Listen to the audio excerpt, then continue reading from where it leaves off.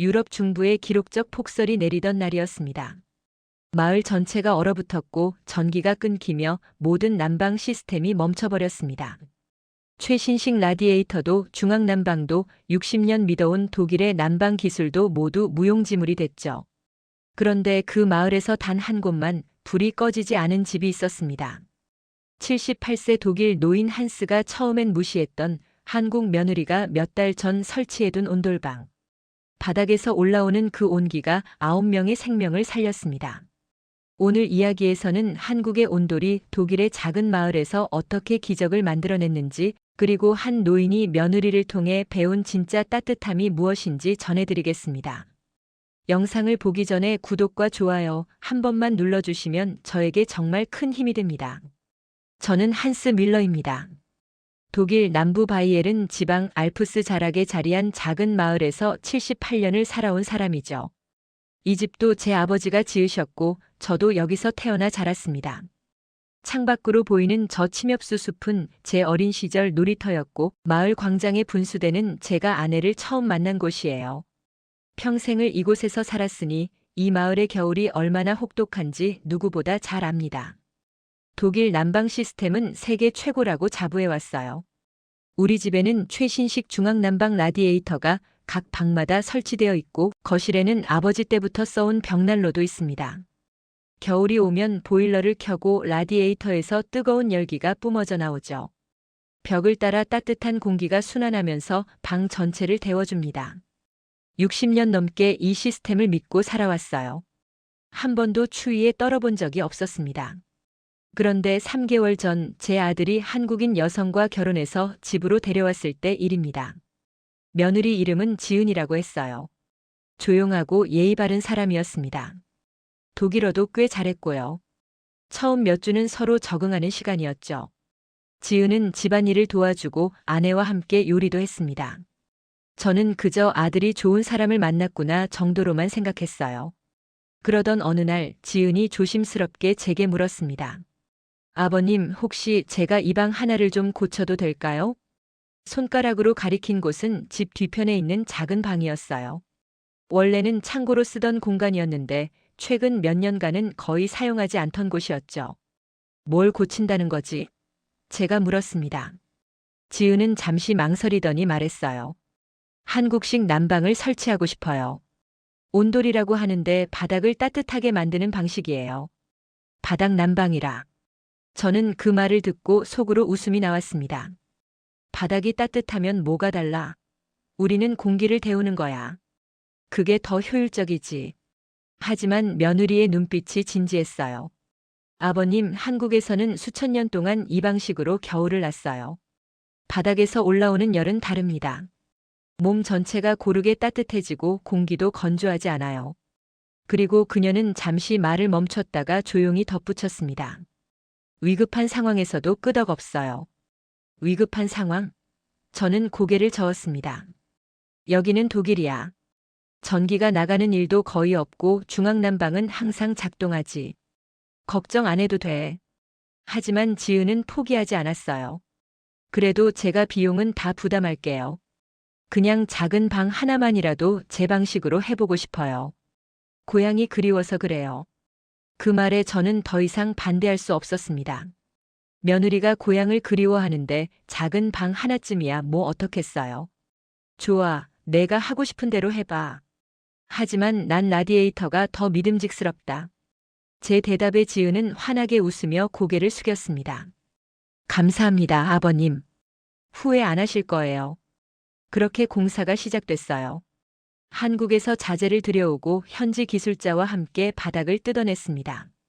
단열재를 깔고 온수배관을 정교하게 설치하고 다시 바닥재를 덮었죠. 공사 기간은 2주 정도 걸렸습니다. 완성된 방을 처음 봤을 때 솔직히 별다른 느낌이 없었어요.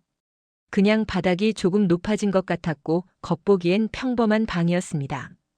라디에이터도 없고 벽난로도 없었죠. 이게 난방이 되는 거야? 제가 물었을 때 지은이 대답했습니다. 아버님, 신발 벗고 한번 들어가 보세요. 저는 반신반의하며 신발을 벗고 발을 들여놓았습니다. 바닥이 미지근했어요. 뜨겁지도 차갑지도 않은 온도. 이 정도로 충분해? 지은이 고개를 끄덕였습니다. 네, 몇 시간 지나면 방 전체가 따뜻해질 거예요. 천천히 고르게 퍼지는 열이에요. 저는 여전히 반신반의했습니다. 라디에이터는 켜면 금방 뜨거워지는데 이건 너무 느린 것 같았어요. 하지만 며느리가 좋아하니 뭐라 하지 않았습니다. 내가 좋으면 됐지. 그렇게 온돌방은 완성됐고 지은은 그 방에서 시간을 많이 보냈습니다. 가끔 제 안에도 들어가더니 생각보다 아늑하네 하고 나왔지만 저는 여전히 제 서재의 라디에이터가 더 좋았어요. 그때만 해도 몰랐습니다. 그 작은 방이 바닥에서 올라오는 그 미지근한 열기가 몇 주 후 우리 가족과 마을 전체를 살릴 줄은요. 11월 마지막 주였습니다. 일기예보에서는 강한 한파가 온다고 경고했지만 저는 크게 신경 쓰지 않았어요. 매년 겨울이면 듣는 이야기였으니까요. 라디에이터만 제대로 작동하면 문제 없다고 생각했습니다. 아내도 창고에서 담요를 몇 장 더 꺼내놨고 벽난로용 장작도 충분히 준비해뒀죠. 올해도 무사히 겨울을 날 거라 믿어 의심치 않았습니다. 그런데 그날 저녁 뭔가 달랐어요. 창밖을 보니 눈이 내리기 시작했는데 보통 눈과는 달랐습니다. 눈송이가 아니라 눈덩이였어요. 손바닥만 한 눈덩이가 하늘에서 쏟아져 내렸습니다. 1시간도 안 돼서 마당이 하얗게 덮였고 2시간 후에는 차 지붕이 보이지 않을 정도였죠. 저는 걱정되기 시작했어요. 이런 폭설은 처음이었습니다. 밤 9시쯤 첫 번째 징조가 왔습니다. 거실 불이 깜빡이더니 잠깐 꺼졌다가 다시 들어왔어요. 전압이 불안정한 거죠. 아내가 불안한 목소리로 물었습니다. 한스, 괜찮은 거지?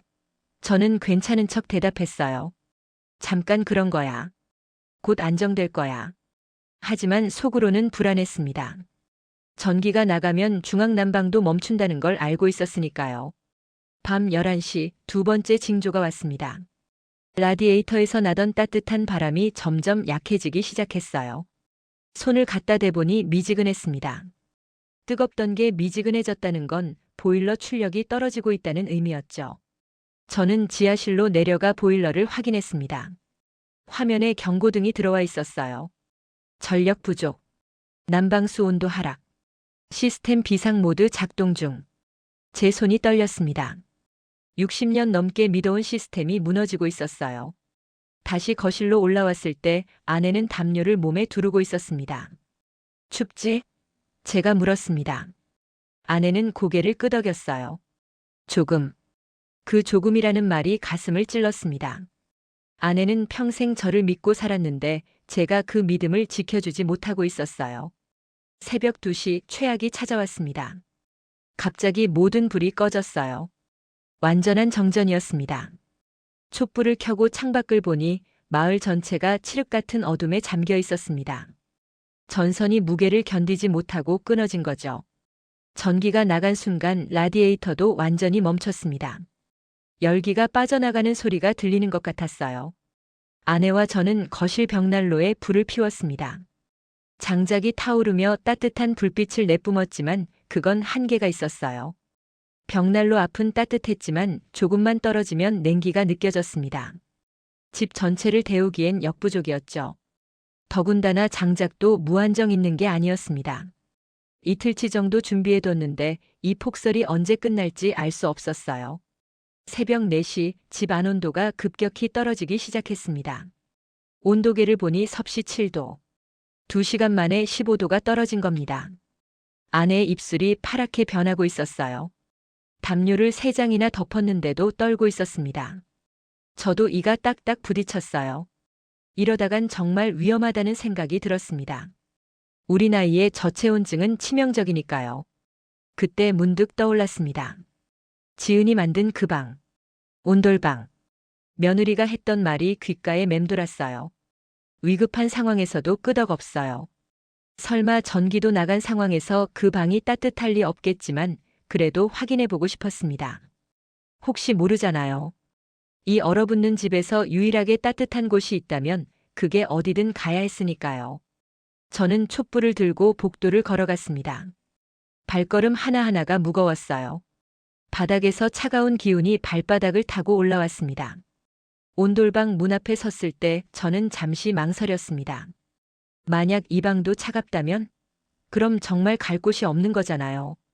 손이 떨렸습니다. 두려웠어요. 하지만 문을 열어야 했습니다. 손잡이를 잡았습니다. 차가운 금속이 손바닥을 얼렸어요. 천천히 문을 밀었습니다. 삐걱 소리와 함께 문이 열렸죠. 그 순간 제 얼굴에 뭔가 스쳐갔습니다. 차가운 복도 공기와는 다른 미세하게 따뜻한 공기였어요. 심장이 뛰기 시작했습니다. 촛불을 들고 방 안으로 들어갔습니다. 어둠 속에서도 뭔가 달랐어요. 복도의 냉기가 여기는 없었습니다. 무릎을 굽혀 바닥에 손을 갖다 댔어요. 그 순간 저는 숨을 멈췄습니다. 따뜻했어요. 뜨겁지는 않았지만 분명히 미지근한 온기가 손바닥에 전해졌습니다. 전기도 나갔는데 어떻게 이게 가능하죠? 아내를 불렀습니다. 여보, 여기 좀 와봐요. 아내가 담요를 두른 채 천천히 걸어왔어요. 왜 그래? 제가 바닥을 가리키며 말했습니다. 손 한번 대봐요. 아내가 의아한 표정으로 바닥에 손을 댔고 그 순간 눈이 커졌어요. 어머, 이게 어떻게 된 거지? 따뜻한데? 신발을 벗고 발을 들여놓았습니다. 얼어붙었던 발바닥이 바닥에 닿는 순간 온기가 발끝에서부터 천천히 스며들기 시작했어요. 마치 얼어붙은 강물이 녹아내리는 것 같았습니다. 발가락 하나하나가 감각을 되찾았고 발목을 타고 올라온 열기가 종아리까지 퍼졌어요. 저는 그 자리에 주저앉았습니다. 바닥에 완전히 앉자 엉덩이와 허벅지에서도 따뜻함이 느껴졌어요. 아내도 옆에 앉았습니다. 둘 다 말이 없었어요. 그저 바닥의 온기를 느끼며 앉아 있었죠. 몇 분이 지났을까요? 아내가 조용히 말했습니다. 한스, 우리 살았어. 그 말에 저는 고개를 끄덕였어요. 맞아요. 살았습니다. 이 바닥 덕분에. 하지만 의문이 들었어요. 전기가 나갔는데 어떻게 이 바닥이 따뜻할 수 있죠? 저는 방 구석에 설치된 온돌 제어 장치를 살펴봤습니다. 작은 LED 하나가 희미하게 깜빡이고 있었어요. 백업 전원이 켜져 있었습니다. 지은이 만약을 대비해서 소형 배터리 시스템을 연결해뒀던 거죠. 그리고 온돌 시스템 자체가 한번 데워지면 몇 시간 동안 열을 유지하도록 설계되어 있었어요. 제어 장치 옆에 지은이 써놓은 메모가 붙어 있었습니다. 아버님, 비상시에는 이 버튼을 누르세요. 최소 전력으로 48시간 작동 가능합니다. 바닥 온도는 낮아지지만 얼지는 않아요. 그 메모를 보는 순간 목이 메었습니다. 며느리가 이런 상황까지 예상했던 거예요. 제가 무시했던 바닥이 따뜻하면 뭐가 달라고 비웃었던 그 시스템이 지금 저희를 살리고 있었어요. 아내가 누웠습니다. 바닥에 몸을 완전히 뉘이니 등과 허리에서도 온기가 느껴진다고 했어요. 기분 좋다고 이렇게 따뜻한 바닥은 처음이라고 말했습니다. 저도 옆에 누웠어요. 천장을 보며 누워있으니 몸 전체가 고르게 따뜻해지는 게 느껴졌습니다. 라디에이터처럼 얼굴만 뜨겁거나 발은 차가운 게 아니었어요. 머리부터 발끝까지 같은 온도였죠. 이상했습니다. 라디에이터가 작동할 때는 방 온도가 22도였는데도 뭔가 불편했어요. 공기가 건조하고 얼굴은 화끈거리는데 발은 차가웠죠. 그런데 이 온돌방은 아마 18도 정도밖에 안 될 텐데 훨씬 더 따뜻하게 느껴졌어요. 온도계의 숫자가 중요한 게 아니었습니다. 몸이 느끼는 따뜻함이 중요했던 거죠. 아내가 제 손을 잡았습니다. 한스, 지은이한테 고마워해야겠어. 저는 고개를 끄덕였어요. 맞아요. 정말 고마워해야죠. 제가 무시했던 며느리의 지혜가 그 먼 나라의 난방 방식이 지금 이 순간 우리 부부의 생명을 지키고 있었어요. 창밖에서는 여전히 눈이 내리고 있었습니다. 바람 소리가 창문을 흔들고 집이 온통 얼어붙어 가고 있었지만 이 작은 방만큼은 따뜻했어요. 촛불 하나 없이도 충분히 견딜 수 있는 따뜻함이었습니다. 저는 바닥에 손바닥을 대고 조용히 중얼거렸어요. 고맙다, 지은아. 내가 아니었으면 우린 정말 위험했을 거야. 바닥이 제 손바닥을 따뜻하게 감싸주고 있었습니다. 마치 대답하는 것처럼. 다음 날 아침 폭설은 계속되고 있었습니다. 창밖을 보니 눈이 1미터 넘게 쌓여 있었어요. 도로는 완전히 막혔고 차도 보이지 않았습니다. 전기는 여전히 나간 상태였죠. 마을 전체가 고립된 겁니다. 휴대폰도 터지지 않았어요. 기지국 전원도 나간 모양이었습니다. 아내와 저는 온돌방에서 밤을 보냈어요. 아침에 눈을 떴을 때도 바닥은 여전히 미지근했습니다. 지은의 메모대로 48시간은 버틸 수 있을 것 같았어요. 하지만 문제가 있었습니다. 음식이었죠. 냉장고는 전기가 나가서 작동하지 않았고 조리를 할 수도 없었어요. 남은 빵과 과일로 간단히 아침을 때웠습니다. 오전 10시쯤 문을 두드리는 소리가 들렸습니다. 현관으로 가보니 옆집 슈미트 부부가 서 있었어요. 70대 중반의 노부부였는데 얼굴이 창백했습니다.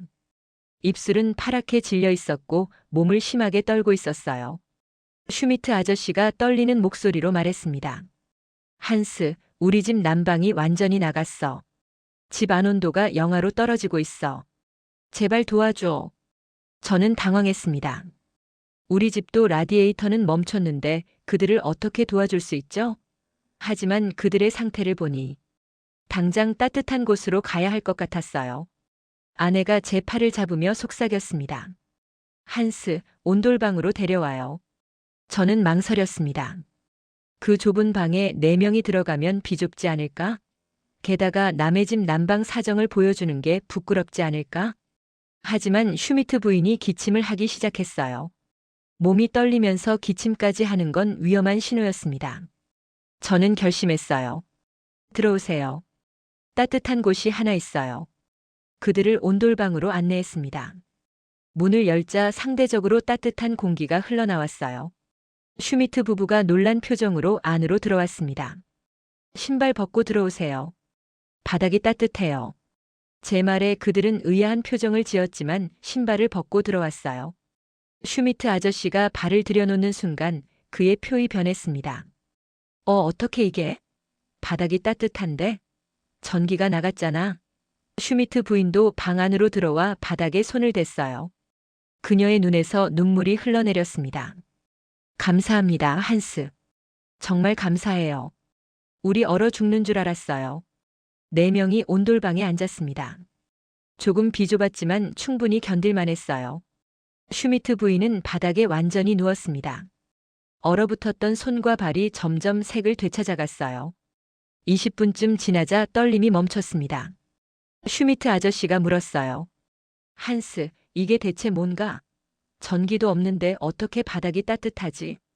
저는 설명했습니다. 우리 며느리가 한국식 난방을 설치했어요. 온돌이라고 하는데 바닥을 데우는 방식이죠.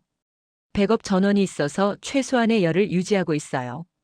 슈미트 아저씨는 고개를 끄덕이며 감탄했습니다. 한국식이라고? 바닥 난방? 대단하네. 우리 독일 난방 시스템은 전기 없으면 완전히 무용지물인데. 이건 전기가 나가도 작동하잖아. 슈미트 부인이 바닥을 쓰다듬으며 말했습니다. 이 따뜻함 라디에이터랑 다르네요. 라디에이터는 얼굴만 뜨거웠는데 이건 온몸이 편하네요. 아내가 대답했어요. 맞아요. 저도 처음엔 몰랐는데 바닥에서 올라오는 열이 훨씬 자연스러워요. 공기도 덜 건조하고요. 점심시간이 되었습니다. 아내가 남은 식량을 꺼내왔어요. 빵, 치즈, 과일이 전부였지만 4명이 나눠 먹기엔 충분했습니다. 온돌방 한가운데 둘러앉아 함께 식사를 했어요. 전기도 없고 따뜻한 음식도 없었지만 이상하게 마음이 편안했습니다. 바닥의 온기가 몸뿐만 아니라 마음까지 따뜻하게 해주는 것 같았어요. 슈미트 아저씨가 말했습니다. 한스, 고맙네. 자네 덕분에 우리 살았어. 저는 고개를 저었어요. 아니에요. 제 며느리 덕분이죠. 제가 처음엔 이 온도를 별로라고 생각했어요. 하지만 지금 보니 이게 우리를 살린 거예요. 슈미트 부인이 조용히 말했습니다. 며느리분한테 꼭 감사하다고 전해주세요. 우리 정말 죽을 뻔했어요. 오후가 되자 바람이 더 거세졌습니다. 창문이 덜컹거리고 집 전체가 흔들리는 것 같았어요. 하지만 온돌방 안은 조용했습니다. 4명이 담요를 나눠 덮고 바닥에 누워 있었어요. 슈미트 부부는 금방 잠들었습니다. 얼마나 지쳤을까요? 저도 눈을 감았습니다. 바닥의 온기가 등을 감싸고 있었어요. 마치 누군가 저를 안아주는 것 같았습니다. 며느리 지은의 얼굴이 떠올랐어요. 그녀가 웃으며 말했던 게 기억났습니다. 아버님, 한국에서는 겨울을 함께 버텨요. 온돌방에서 가족이 모여 따뜻하게 지내는 게 우리 문화예요. 이제야 이해했습니다. 온돌은 단순한 난방이 아니었어요. 사람들을 하나로 모으는 공간이었습니다. 이틀째 아침이 밝았습니다. 폭설은 여전히 계속되고 있었어요. 온돌방의 4명은 서로 기대어 잠을 잤습니다. 비좁았지만 따뜻했어요. 슈미트 부부의 안색이 많이 좋아졌습니다. 어제의 창백함은 사라지고 건강한 혈색이 돌아왔어요. 오전 9시쯤 또 문을 두드리는 소리가 났습니다. 이번엔 3명이었어요. 길 건너편에 사는 프리츠 씨 가족이었습니다. 아내와 10살짜리 딸을 데리고 왔더군요. 프리츠 씨의 얼굴은 절박했습니다. 한스, 우리 집에 아이가 있어요. 집안이 너무 추워서 견딜 수가 없어요. 슈미트 씨가 당신 집에 따뜻한 방이 있다고 했는데 제발 도와주세요. 저는 당황했어요. 이미 4명이 있는데 3명을 더 받으면 7명이 됩니다. 그 좁은 방에 7명이 들어갈 수 있을까? 하지만 아이를 보는 순간 거절할 수 없었어요. 아이는 입술이 파랗게 질려 있었고 온몸을 떨고 있었습니다. 들어오세요. 같이 버텁시다. 제 말에 프리츠 씨 가족은 안도의 한숨을 내쉬었습니다. 온돌방으로 안내했어요. 이미 슈미트 부부가 있었지만 그들은 기꺼이 자리를 내어주었습니다. 프리츠 씨의 딸이 방에 들어서자마자 놀란 얼굴로 말했어요. 엄마, 여기 바닥이 따뜻해. 신기해. 아이는 신발을 벗고 바닥에 양말 신은 발을 내려놓았습니다. 그리고는 환하게 웃었어요. 따뜻해. 정말 따뜻해. 그 웃음을 보는 순간 제 가슴이 뭉클했습니다. 7명이 온돌방에 모였습니다. 확실히 비좁았어요. 하지만 이상하게도 불편하지 않았습니다. 오히려 사람들이 모여 있으니 더 포근한 느낌이었죠. 프리츠 씨 부인이 물었습니다. 이게 대체 어떤 난방이에요? 전기도 없는데 어떻게 따뜻하죠? 아내가 설명해 주었어요. 한국식 온돌이라고 해요. 우리 며느리가 설치한 거죠. 프리츠 씨가 바닥을 만지며 감탄했습니다. 대단하네요. 독일에서 평생 살았지만 이런 난방은 처음이에요. 바닥 전체가 따뜻하니까 공간 전체가 아늑하네요. 딸아이가 바닥에 누우며 말했어요. 아빠, 나 여기서 자고 싶어. 너무 편하네. 프리츠 씨가 딸의 머리를 쓰다듬으며 웃었습니다. 그래, 여기서 자자. 따뜻하고 안전한 곳이야. 점심때가 되었습니다. 7명이 먹을 음식이 문제였어요. 저희 집에 남은 식량은 많지 않았습니다. 하지만 프리츠 씨가 가방에서 빵과 소시지를 꺼냈어요. 슈미트 부인도 가져온 과일을 내놓았습니다. 모두가 가진 것을 나눴어요. 충분하진 않았지만 굶지는 않을 정도였습니다. 온돌방 한가운데 음식을 펼쳐놓고 7명이 둥그렇게 둘러앉았습니다. 촛불 하나가 방을 희미하게 비추고 있었어요.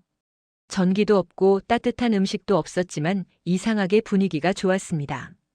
사람들이 조용히 음식을 나눠 먹으며 이야기를 나눴어요. 평소엔 거의 대화를 안 나누던 이웃들이었는데 이 작은 방에서 서로의 이야기를 듣게 됐죠. 프리츠 씨가 말했습니다. 이상하네요. 이렇게 힘든 상황인데 마음은 편하네요. 슈미트 아저씨가 고개를 끄덕였어요. 나도 그래. 아마 바닥이 따뜻해서 그런가 봐. 몸이 따뜻하니까 마음도 안정되는 것 같아. 아내가 조용히 말했습니다. 그리고 우리가 함께 있어서 그런 것 같아요. 혼자였다면 더 무서웠을 거예요. 오후 3시쯤 또 문을 두드리는 소리가 났습니다. 이번엔 혼자 사는 노인 2명이었어요. 마을에서 가장 나이가 많은 80대 할머니와 70대 할아버지였습니다. 둘 다 몸을 심하게 떨고 있었어요. 제발 좀 도와주세요. 우리 집은 완전히 얼어붙었어요. 그들의 목소리는 떨리고 있었습니다. 저는 더 이상 망설이지 않았어요. 어서 들어오세요. 따뜻한 곳이 있어요. 온돌방으로 안내했습니다. 이제 9명이 되었어요. 방은 완전히 꽉 찼습니다. 하지만 아무도 불평하지 않았어요. 오히려 서로 자리를 좁혀가며 공간을 만들었습니다. 80대 할머니가 바닥에 앉는 순간 눈물을 흘렸습니다. 고맙습니다. 정말 고맙습니다. 죽는 줄 알았어요. 70대 할아버지도 바닥에 손을 대고는 한참을 말없이 있었어요. 그러더니 조용히 중얼거렸습니다. 이런 따뜻함은 처음이야. 독일에서 평생 살았지만 이런 난방은 처음이야. 저녁이 되었습니다. 9명이 온돌방에 모여 있었어요. 좁았지만 따뜻했습니다. 사람들은 서로 기대어 앉았고 담요를 나눠 덮었습니다. 촛불이 꺼지고 어둠이 찾아왔지만 아무도 두렵지 않았어요. 바닥의 온기와 사람들의 체온이 방을 채우고 있었으니까요. 프리츠 씨의 딸이 잠들기 전에 물었습니다. 할아버지, 이 따뜻한 바닥은 누가 만들었어요? 저는 대답했습니다. 우리 며느리가 만들었단다. 한국에서 온 며느리가 이 방을 특별하게 만들었지. 아이가 눈을 반짝이며 말했어요. 그럼 한국 사람들은 다 이렇게 따뜻한 바닥에서 살아요? 저는 고개를 끄덕였어요. 그런가 봐. 그래서 그들이 추운 겨울을 잘 이겨내나 봐. 밤이 깊어갔습니다. 9명이 온돌방에서 잠들었어요. 코 고는 소리, 뒤척이는 소리, 조용한 숨소리들이 방을 채웠습니다. 저는 잠들기 전에 바닥에 손을 댔어요. 여전히 따뜻했습니다. 이 작은 방이 9명의 생명을 지키고 있었어요. 고맙다, 지은아. 내가 만든 이 방이 우리 모두를 살리고 있어. 속으로 중얼거리며 눈을 감았습니다. 사흘째 아침이었습니다. 창밖을 보니 눈이 멈춰 있었어요. 3일 동안 계속되던 폭설이 드디어 그쳤습니다. 하지만 마을은 여전히 눈에 갇혀 있었고 전기도 들어오지 않았어요. 온돌방의 9명은 서로 기대어 잠에서 깨어났습니다. 비좁았지만 모두 무사했어요. 오전 10시쯤 멀리서 엔진 소리가 들렸습니다. 창문으로 내다보니 제설차가 마을로 들어오고 있었어요. 그 뒤를 구조대 차량들이 따라왔습니다. 드디어 구조대가 온 겁니다. 프리츠 씨가 소리쳤어요. 구조대다. 우리 살았어. 사람들의 얼굴에 안도감이 번졌습니다. 30분 후 구조대원들이 집집마다 방문하기 시작했어요. 저희 집 문도 두드렸습니다. 문을 열자 주황색 구조복을 입은 대원이 서 있었어요. 여기 몇 명이나 계십니까? 상태는 괜찮으십니까? 저는 대답했습니다. 9명 있습니다. 다들 무사해요. 구조대원이 놀란 표정을 지었어요. 9명이요? 모두 무사하다고요? 구조대원을 온돌방으로 안내했습니다. 문을 열자 9명이 바닥에 앉아 있었어요. 비좁았지만 모두 건강한 얼굴이었습니다. 구조대원은 믿을 수 없다는 표정으로 안을 둘러봤어요. 난방이 어떻게 작동하고 있습니까? 전기가 완전히 나갔는데요. 저는 바닥을 가리키며 설명했습니다. 온돌이라고 해요. 한국식 바닥 난방입니다. 백업 전원으로 최소한의 열을 유지하고 있어요. 구조대원이 무릎을 꿇고 바닥에 손을 댔습니다. 그의 눈이 커졌어요. 따뜻하네요. 정말 따뜻해요. 그는 무전기를 꺼내 보고했습니다. 본부, 여기 특이 사항이 있습니다. 한 가정집에 9명이 모여 있는데 모두 무사합니다. 한국식 난방 시스템이 작동하고 있어요.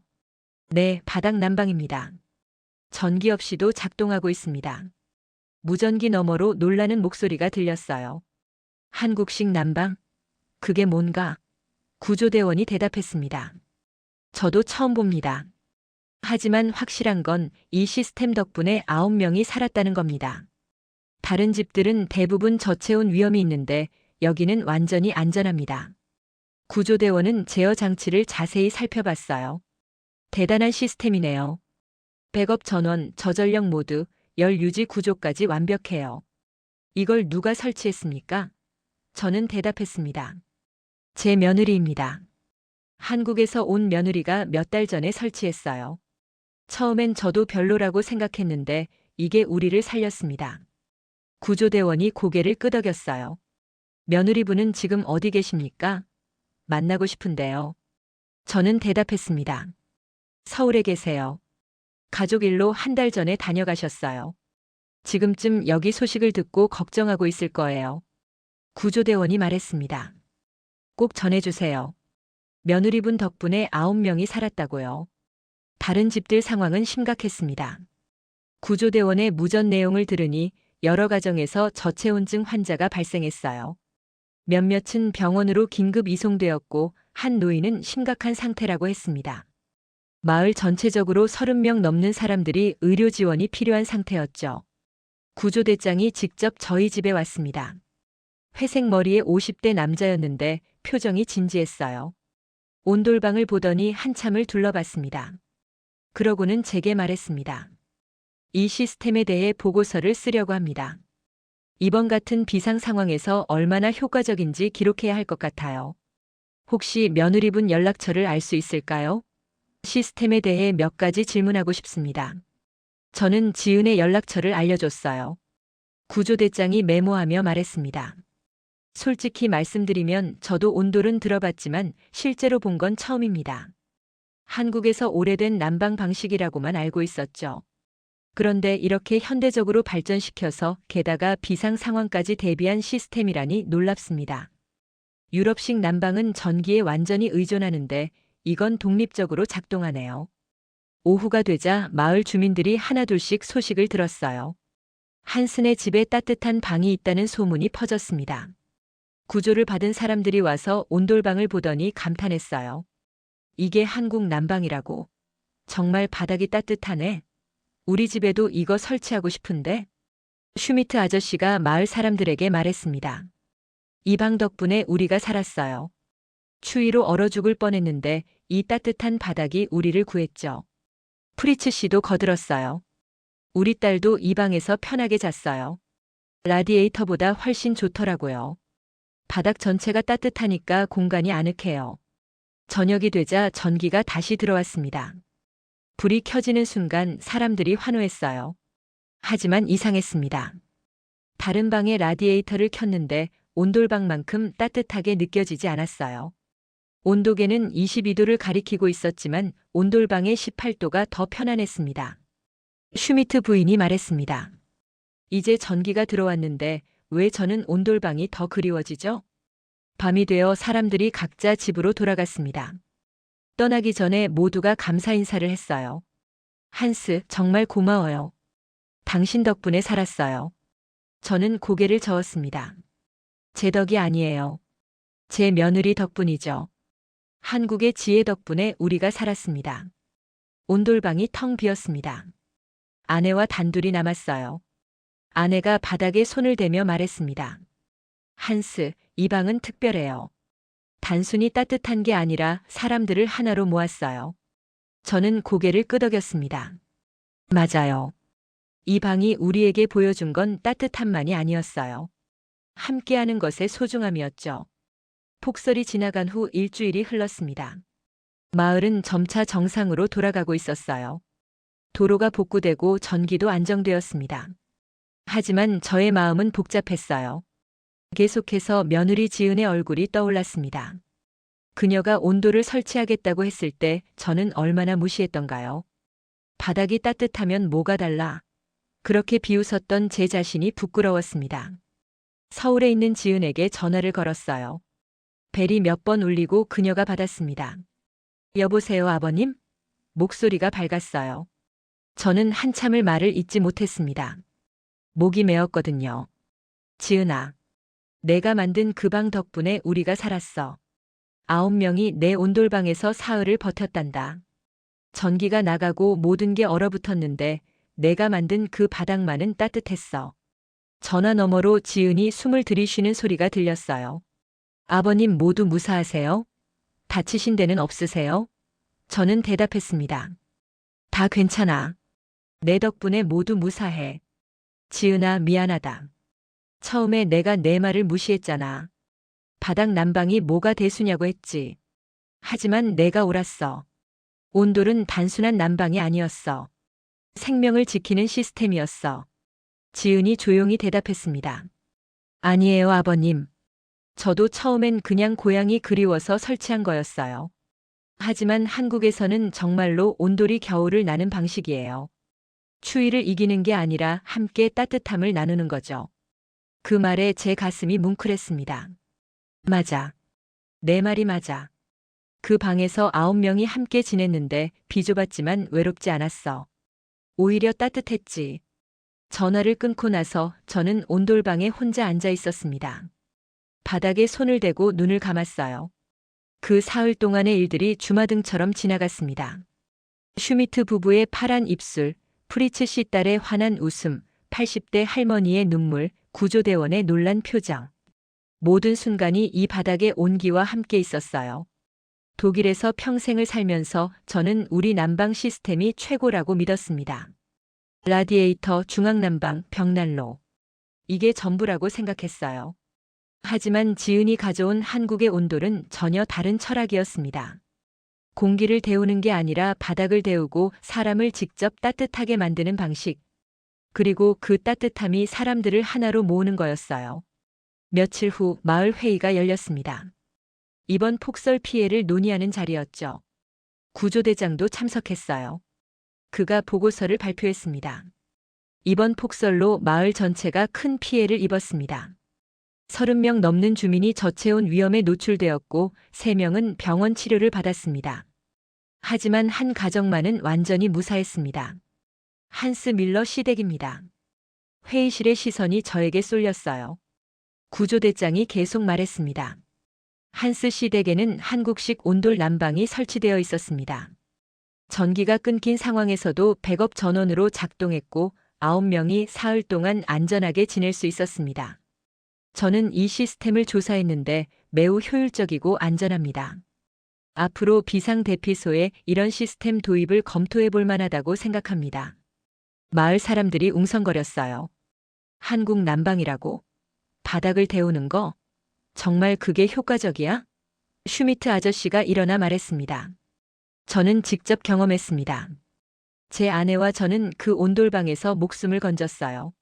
라디에이터가 완전히 멈춘 상황에서 그 바닥만은 따뜻했습니다. 그리고 무엇보다 바닥에서 올라오는 열은 공기 난방과 전혀 달랐어요. 몸 전체가 고르게 따뜻해지고 훨씬 편안했습니다. 프리츠 씨도 거들었어요. 제 딸도 그 방에서 편하게 잤어요. 아이가 추위에 떨지 않고 잘 수 있었던 건 그 온돌 덕분이었습니다. 저는 이제 우리 집에도 설치하고 싶어요. 여러 사람들이 고개를 끄덕였습니다. 나도 관심 있어. 어떻게 설치하는 거지? 회의가 끝나고 여러 이웃들이 저에게 다가왔어요. 한스, 온돌 설치하려면 어떻게 해야 해? 비용은 얼마나 들어? 며느리분 연락처 좀 알 수 있을까? 저는 하나하나 답변해 주었습니다. 그러면서 느꼈어요. 이게 단순히 난방 방식의 차이가 아니라는 걸요. 이건 문화의 차이였습니다. 사람을 대하는 방식, 겨울을 나는 철학의 차이였어요. 저녁에 아내와 함께 온돌방에 앉아 있었습니다. 아내가 조용히 말했습니다. 한스, 우리가 뭔가 배운 것 같아요. 이번 폭설을 통해서요. 저는 고개를 끄덕였어요. 맞아요. 우리가 배운 건 진짜 따뜻함이 뭔지였죠. 온도계 숫자가 아니라 사람이 느끼는 따뜻함. 그리고 그 따뜻함을 나누는 거요. 아내가 바닥을 쓰다듬으며 말했습니다. 지은이가 우리에게 준 건 단순한 난방 시스템이 아니었어요. 문화를 준 거예요.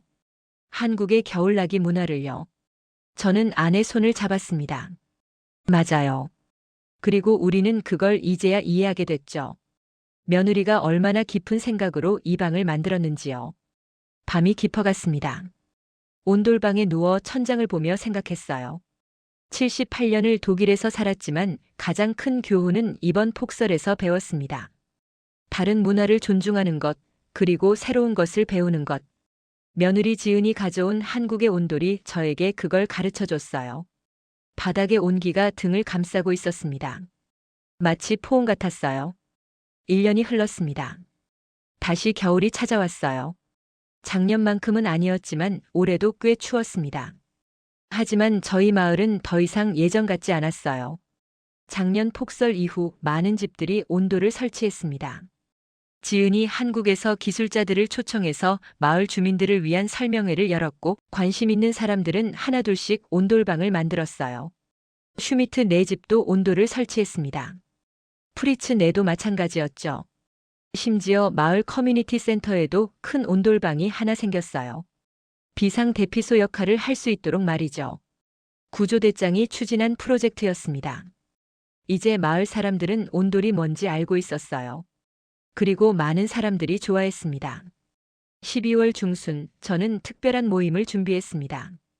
작년 폭설 때 온돌방에서 함께 지냈던 9명을 초대했어요. 슈미트 부부, 프리츠 가족, 80대 할머니, 70대 할아버지. 모두가 올 수 있다고 했습니다. 그리고 특별 손님으로 지은이도 한국에서 날아왔어요. 모임 당일 사람들이 하나둘씩 도착했습니다. 온돌방 문을 열자 1년 전 그날이 떠올랐어요. 비좁게 모여 앉았던 그날들이요. 하지만 지금은 달랐습니다. 모두가 웃으며 들어왔고 여유가 있었어요. 프리츠 씨의 딸은 한 뼘 더 자라 있었고 80대 할머니는 건강해 보였습니다. 지은이 마지막으로 들어왔습니다. 수줍게 웃으며 인사했어요. 안녕하세요. 모두 무사하신 것 같아서 다행이에요. 슈미트 아저씨가 먼저 다가가 지은의 손을 잡았습니다. 고맙습니다. 당신 덕분에 우리가 살았어요. 다른 사람들도 하나씩 다가와 감사 인사를 했어요. 지은의 눈가가 촉촉해졌습니다. 모두가 온돌방에 둘러앉았습니다. 1년 전처럼 바닥에 앉았어요. 하지만 이번엔 여유가 있었습니다. 음식도 충분했고 따뜻한 차도 준비되어 있었죠. 촛불이 아니라 전등이 환하게 방을 비췄습니다. 하지만 분위기는 1년 전과 비슷했어요. 따뜻하고 포근했습니다. 저는 모임을 시작하며 말했습니다. 1년 전 오늘 우리는 이 방에서 사흘을 함께 보냈습니다. 추위와 두려움 속에서 서로 의지하며 버텼죠. 그때 우리를 구한 건 이 온돌방이었어요. 그리고 이 방을 만든 사람은 제 며느리 지은입니다. 오늘 이 자리는 지은에게 감사를 전하고 우리가 함께 겪은 일을 기억하기 위해 마련했습니다. 슈미트 부인이 손을 들었어요. 저는 한 가지 깨달은 게 있어요. 온돌은 단순히 난방이 아니에요. 사람을 모으는 공간이에요. 바닥이 따뜻하니까 자연스럽게 바닥에 앉게 되고 그러면 서로 가까워지죠. 라디에이터는 벽에 붙어 있어서 사람들이 흩어지는데 온돌은 사람들을 한데 모읍니다. 프리츠 씨가 고개를 끄덕였어요. 맞아요. 우리 집에도 온돌을 설치했는데 신기한 게 가족이 더 자주 모이게 됐어요. 딸아이가 온돌방에서 숙제를 하고 아내와 저도 그 방에서 책을 읽어요. 자연스럽게 함께 있는 시간이 늘었죠. 딸아이가 거들었습니다. 맞아요. 온돌방이 우리 집에서 제일 좋아요. 친구들도 우리 집에 오면 다들 바닥이 따뜻하다고 신기해해요. 80대 할머니가 조용히 말했습니다. 저는 평생 독일에서 살았지만 온도를 경험하고 나서 생각이 바뀌었어요. 우리가 당연하게 생각했던 것들이 유일한 답이 아니라는 걸 배웠죠. 다른 나라, 다른 문화에도 배울 게 많다는 걸요. 한국의 온돌이 그걸 가르쳐 줬어요. 지은이 수줍게 말했습니다. 감사합니다. 하지만 저도 많이 배웠어요. 한국에서는 온돌이 당연한 거라서 특별하게 생각 안 했거든요. 그런데 독일에 와서 이렇게 온돌이 사람들을 도울 수 있다는 걸 보니까 다시 보게 됐어요. 제 문화가 자랑스러워졌고 동시에 독일 문화도 존중하게 됐어요. 서로 다른 게 나쁜 게 아니라 배울 기회라는 걸 깨달았어요. 70대 할아버지가 웃으며 말했습니다. 이제 우리 마을은 한국 온돌로 유명해졌어요. 옆 마을 사람들도 구경 오고 신문 기자도 왔었죠. 독일에서 한국 난방을 체험할 수 있는 마을이라고 기사가 났어요. 모두가 웃었습니다. 정말 특별한 마을이 됐네요. 저는 바닥에 손을 대며 말했습니다. 이 바닥이 우리에게 가르쳐 준 건 따뜻함만이 아니에요. 함께하는 것의 소중함, 다른 문화를 존중하는 마음, 그리고 새로운 것을 배우려는 열린 자세였어요. 저는 처음에 온도를 무시했지만 이제는 제 인생에서 가장 중요한 공간이 됐습니다. 모임이 끝나갈 무렵 프리츠 씨의 딸이 물었습니다. 지은 언니, 한국에서는 모든 집이 온돌이에요? 지은이 고개를 끄덕이며 대답했습니다. 네, 거의 모든 집이 바닥 난방이에요. 한국에서는 수천 년 동안 온돌로 겨울을 났거든요. 추운 겨울을 이기는 우리만의 방식이죠. 그리고 온돌방에서 가족이 모여 밥을 먹고 이야기를 나누고 함께 자요. 그게 한국의 겨울 풍경이에요. 아이가 눈을 반짝이며 말했습니다. 나중에 한국에 가보고 싶어요. 온돌이 있는 집에서 자보고 싶어요. 지은이 웃으며 대답했어요. 언제든지 오세요. 우리 집에서 지낼 수 있어요. 진짜 한국 온도를 경험해 보세요. 밤이 깊어갔습니다. 사람들은 하나둘씩 집으로 돌아갔어요. 떠나기 전에 모두가 지은을 안아주었습니다. 슈미트 부인은 눈물을 흘렸고 80대 할머니는 지은의 손을 한참 잡고 있었어요. 프리츠 씨의 딸은 지은에게 손편지를 건넸습니다. 모두가 진심 어린 감사를 표현했죠. 마지막으로 아내와 지은 그리고 저 셋이 남았습니다. 온돌방에 앉아 조용히 차를 마셨어요. 지은이 말했습니다. 아버님, 처음 온돌을 제안했을 때 아버님이 반대하실 줄 알았어요. 하지만 허락해 주셔서 감사해요. 그 덕분에 많은 사람들을 도울 수 있었어요. 저는 고개를 저었습니다. 아니야. 내가 감사해야지. 내가 고집을 부린 덕분에 우리가 살았어. 그리고 나는 많은 걸 배웠단다. 다른 문화를 존중하는 것, 새로운 것을 받아들이는 것. 78살에 배운 가장 큰 교훈이야. 지은이 수줍게 웃었습니다. 아내가 우리 둘을 보며 말했습니다. 이 방은 이제 우리 가족의 심장이에요. 그리고 마을의 상징이 됐죠. 한국의 온기가 독일까지 닿은 거예요. 저는 바닥을 쓰다듬으며 중얼거렸습니다. 맞아요. 온기는 국경을 넘어요. 사람의 마음을 따뜻하게 만드는 건 어디든 같으니까요. 창밖에는 눈이 내리기 시작했습니다. 하지만 이제는 두렵지 않았어요. 온돌방이 있으니까요. 그리고 무엇보다 함께할 사람들이 있으니까요. 지은이 창밖을 보며 조용히 말했습니다. 아름답네요. 눈이 내려도 따뜻한 곳이 있다는 게요. 저는 고개를 끄덕였습니다. 맞아. 그게 온돌의 의미야. 추운 겨울에도 따뜻한 곳이 있다는 것. 그리고 그 따뜻함을 나눌 수 있다는 것. 내가 우리에게 가르쳐 준 거야, 지은아. 세 사람이 온돌방에 앉아 눈 내리는 밤을 바라봤습니다. 바닥의 온기가 우리를 감싸고 있었어요. 한국에서 온 따뜻함이 독일의 작은 마을에서 꽃 피우고 있었습니다. 그리고 그 따뜻함은 계속될 거예요. 앞으로도 영원히.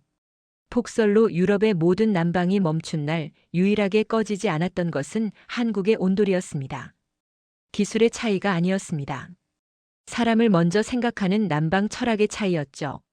공기를 데우는 게 아니라 사람을 직접 따뜻하게 만드는 것. 그리고 그 따뜻함 속에서 사람들을 하나로 모으는 것. 수천 년 동안 한국인들이 겨울을 나온 방식이 독일의 작은 마을에 전해졌고 그곳에서 9명의 생명을 구했습니다. 78세 한스 할아버지는 며느리를 통해 배웠습니다. 다른 문화를 존중하는 것이 얼마나 소중한지, 그리고 진짜 따뜻함은 온도계 숫자가 아니라 사람과 사람 사이에서 나온다는 것을요.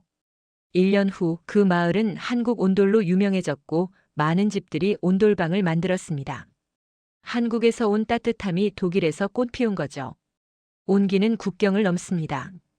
사람의 마음을 따뜻하게 만드는 건 어디든 같으니까요. 오늘도 끝까지 시청해 주셔서 감사합니다. 여러분의 구독과 좋아요, 그리고 댓글은 제가 다음 이야기를 만드는데 정말 큰 힘이 됩니다. 다음에도 더 감동적인 이야기로 찾아뵙겠습니다. 감사합니다.